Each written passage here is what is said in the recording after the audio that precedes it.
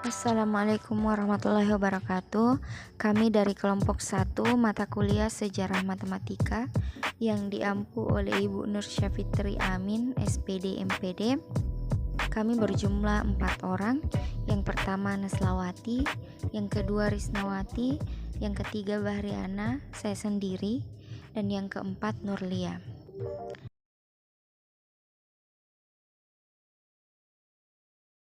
Kami akan membahas dan memaparkan mengenai simbol dan sistem bilangan kuno.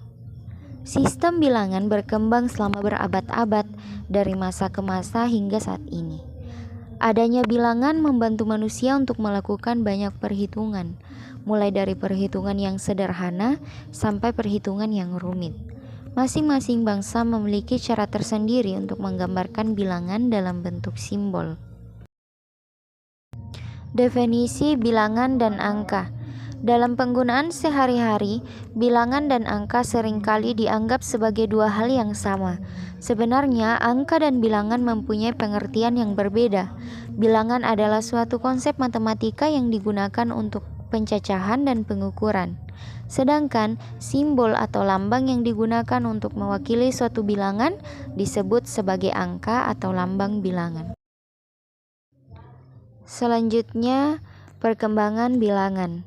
Bilangan pada awalnya hanya dipergunakan untuk mengingat jumlah. Namun, dalam perkembangannya setelah para pakar matematika menambahkan perbendaharaan simbol dan kata-kata yang tepat untuk mendefinisikan bilangan, maka matematika menjadi hal yang sangat penting bagi kehidupan. Dan tak bisa kita pungkiri bahwa dalam kehidupan keseharian kita akan selalu bertemu dengan yang namanya bilangan. Karena bilangan selalu dibutuhkan, baik dalam teknologi, sains, ekonomi, ataupun dalam dunia musik, filosofi, dan hiburan, serta banyak aspek kehidupan lainnya. Nah, yang pertama yaitu bangsa Babilonia. Matematika Babilonia merujuk pada seluruh matematika yang dikembangkan oleh bangsa Mesopotamia sejak permulaan Sumeria hingga permulaan peradaban Helenistik. Melalui keunggulan orang Babilonia pada bidang astronomi, sistem perhitungan berbasis 60 mereka masih ada sampai sekarang, yakni dengan diturunkannya penggunaan bilangan 60 detik untuk semenit, 60 menit untuk 1 jam, dan 360 derajat untuk satu putaran lingkaran. Juga penggunaan detik dan menit pada busur lingkaran yang melambangkan pecahan derajat.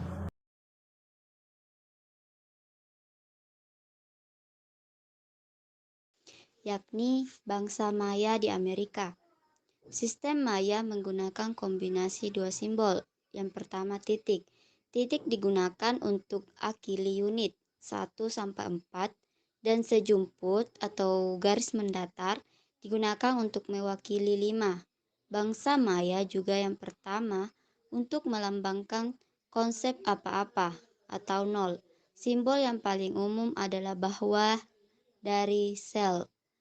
Tapi ada beberapa simbol lainnya, misalnya kepala. Perhitungan 360 hari kalender juga datang dari bangsa Maya yang benar-benar menggunakan basis 18 ketika berhadapan dengan kalender. Setiap bulan berisi 20 hari dengan 18 bulan sampai 1 tahun.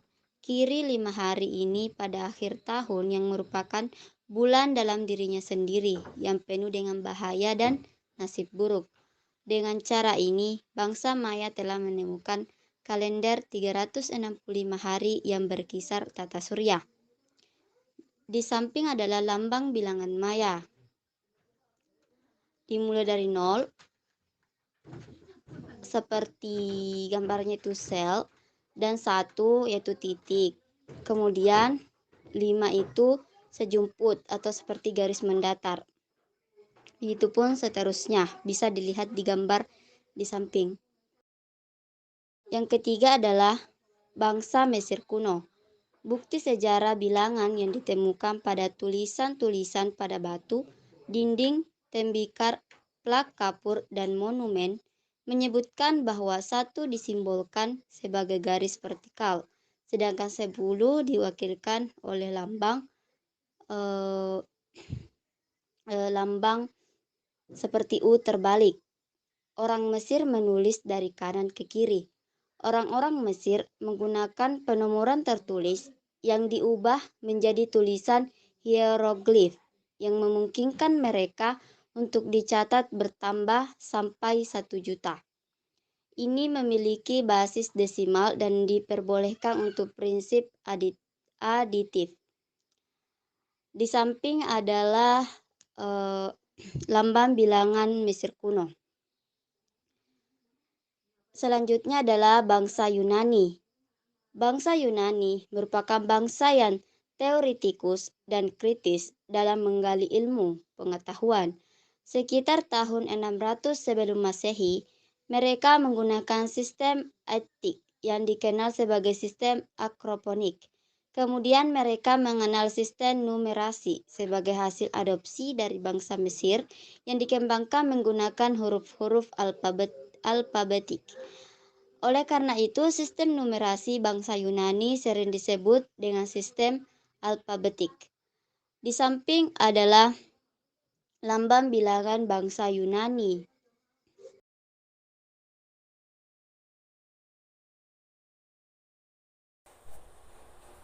Yang kelima, bangsa Cina.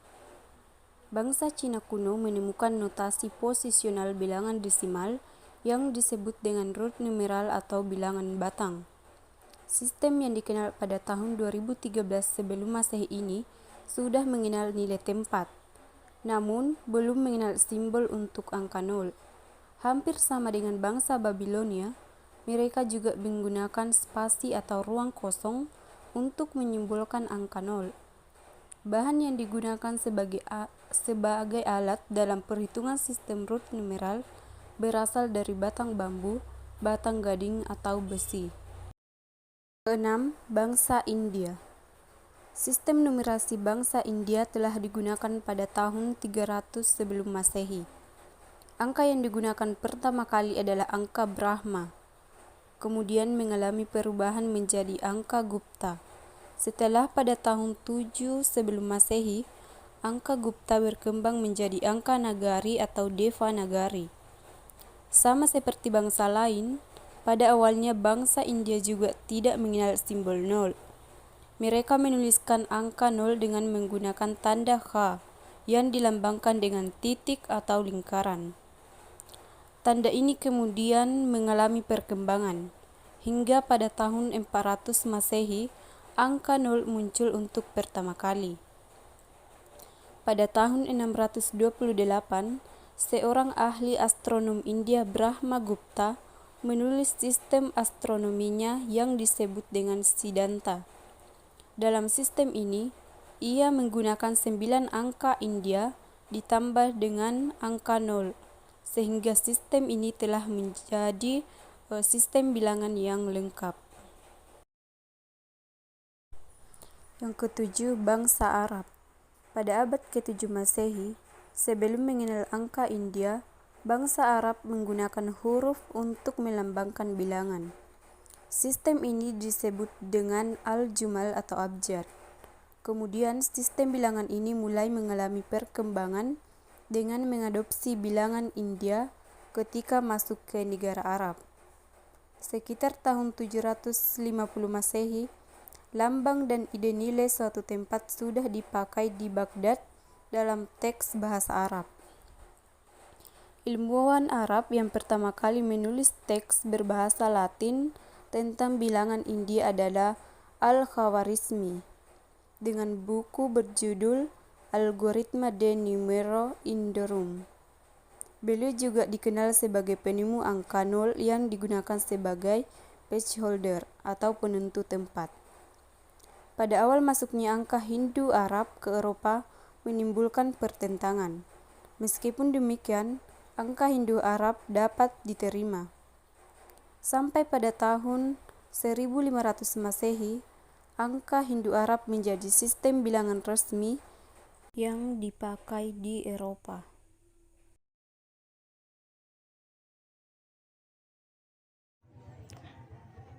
Oke, bangsa Romawi. Sistem numerasi bangsa Romawi berkembang pada awal tahun 100 Masehi. Nah, meskipun demikian, awal mula kemunculan sistem bilangan ini belum diketahui secara pasti. Dan menurut salah satu teori, perkembangan bilangan Romawi didasarkan pada bilangan 5, yaitu angka Romawi 5. Kelemahan dari sistem numerasi ini adalah tidak memiliki nilai tempat dan tidak memiliki simbol 0. 2. Masa sejarah atau Masehi. Awal kebangkitan teori bilangan modern dipelopori oleh Pierre de Fermat pada tahun 1601 sampai 1665. Leonhard Euler pada tahun 1707 sampai 1783. J.L. Lagrange pada tahun 1736 sampai 1813. Legendre pada tahun 1752 sampai 1833. Dirichlet pada tahun 1805 sampai 1859. Dedekind pada tahun 1831 sampai 1916. Riemann pada tahun 1826 sampai 1866. Giuseppe Peano pada tahun 1858 sampai 1302. Poisson pada tahun 1866 sampai 1962 dan Hadamard pada tahun 1865 sampai dengan 1963. Sebagai seorang pangeran matematika, Gauss begitu terpesona terhadap keindahan dan kecantikan teori bilangan. Dan untuk melukiskannya, ia menyebut teori bilangan sebagai the Queen of Mathematics. Pada masa ini, teori bilangan tidak hanya berkembang sebatas konsep, tapi juga banyak diaplikasikan dalam berbagai bidang ilmu pengetahuan dan teknologi. Hal ini dapat dilihat pada pemanfaatan konsep bilangan dalam metode kode baris, kriptografi komputer, dan lain sebagainya. Adapun tokoh-tokoh teori bilangan, yang pertama, Pitagoras. Pitagoras adalah seorang matematikawan dan filsuf Yunani yang paling dikenal melalui teoremanya. Dikenal juga sebagai bapak bilangan 1. Salah satu peninggalan Pitagoras yang terkenal adalah teorema Pitagoras. Kedua, James Heath Al-Kasi pada tahun 1380 Masehi. Al-Kasi terlahir pada tahun 1380 di Kasan, sebuah padang pasir di sebelah utara wilayah Iran Tengah. Pecahan desimal yang digunakan oleh orang-orang Cina pada zaman kuno selama berabad-abad sebenarnya merupakan pecahan desimal yang diciptakan oleh Al-Kasi. Ketiga, Abu Ali Hasan Ibnu Al-Haytham 965 Masehi. Nah, Al-Haytham adalah orang pertama yang mengklarifikasikan semua bilangan sempurna yang genap, yaitu bilangan yang merupakan jumlah dari pembagi-pembagi sejatinya. Keempat, Pierre de Fermat. Karya matematika yang ditinggalkan oleh Fermat hanya satu buah pembuktian. Fermat membuktikan bahwa luas daerah segitiga siku-siku dengan sisi bilangan bulat tidak pernah merupakan bilangan kuadrat. Kelima, Leonardo Pisano atau Fibonacci pada tahun 1170 sampai 1250. Nah, Fibonacci adalah seorang ahli matematika dari Italia yang dikenal sebagai penemu bilangan Fibonacci dan perannya dalam mengenalkan sistem penulisan dan perhitungan bilangan Arab ke dunia Eropa atau algoritma. Dan yang terakhir yaitu Al-Khwarizmi.